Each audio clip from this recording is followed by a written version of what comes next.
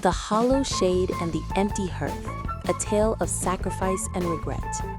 Approximately 800 words. In the outskirts of the sprawling city, nestled in the corner of a humble settlement, stood a decaying house whose walls seemed to mourn their own decrepitude. The condition of the house was no different than that of its inhabitants, Grandpa Robert and Grandma Sarah.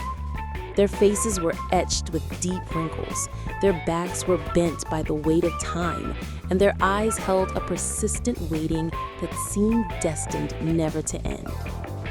Grandpa Robert had spent his entire youth toiling as a laborer in a dusty factory so that their only son, Alex, could become a great man. Grandma Sarah had sold not only her simple jewelry, but even her treasured wedding utensils to afford Alex's fees and books. They preferred to starve themselves rather than let Alex's requests go unfulfilled. Their dream was for him to become a successful doctor, wishing for their son not to toil under the harsh sun, but to sit in an air-conditioned office and command respect. Alex was indeed a bright student. He earned scholarships, gained admission to medical college, and eventually became a highly successful and respected doctor.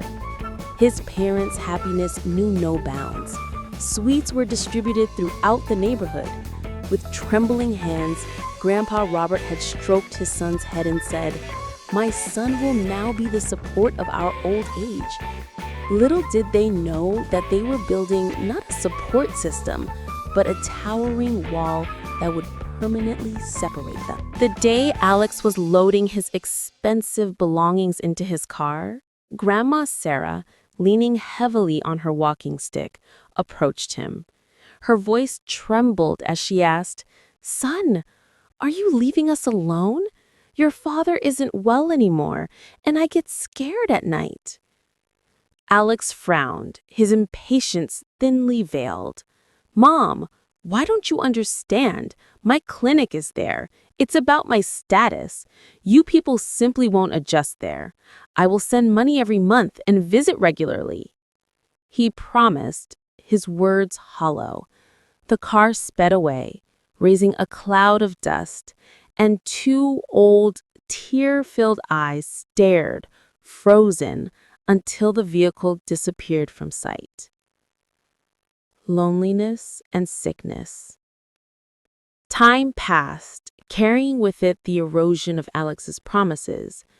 Initially, he visited every month, then every 2 months, and slowly his visits stopped entirely. Now only a money order arrived like clockwork at the beginning of each month. Grandpa Robert and Grandma Sarah would barely touch the money. They merely yearned for a glimpse of their son's face. One cold, unforgiving night, Grandma Sarah's health took a severe turn for the worse. She had a high fever and was deliriously calling out, "Alex, Alex!" Grandpa Robert, panicked and helpless, had no money for medicine. He used a kind neighbor's phone to call his son. "Hello, Alex, my son.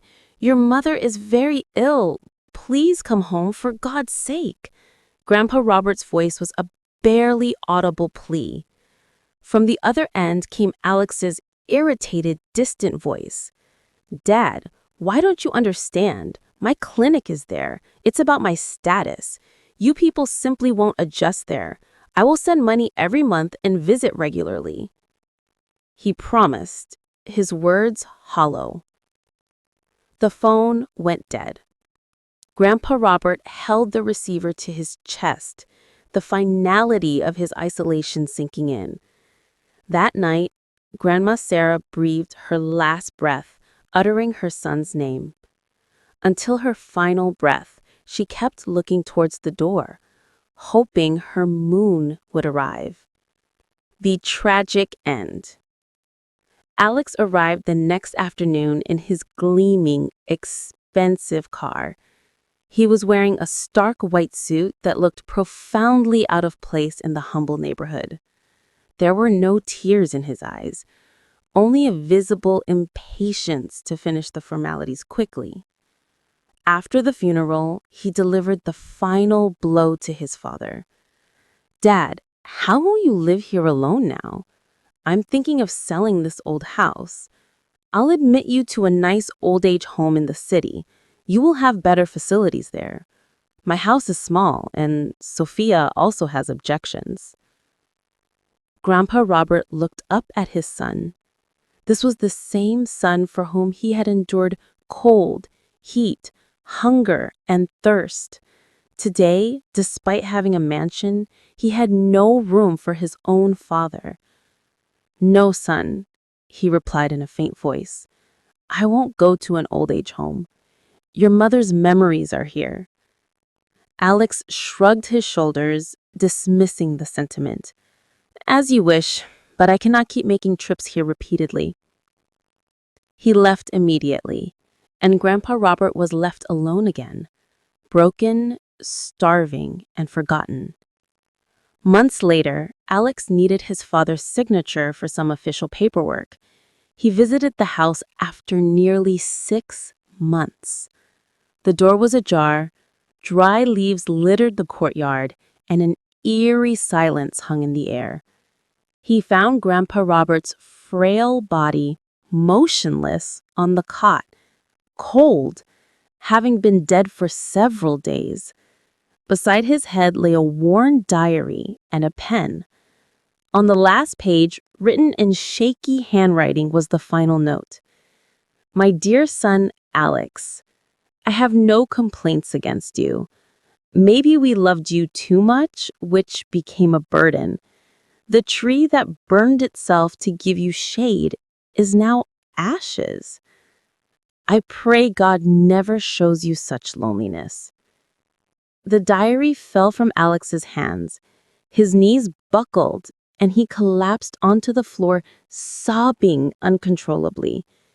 He had wealth, fame, but not the peace found in a mother's embrace and a father's shade. Now, there was only regret, a torment that would haunt him for the rest of his life.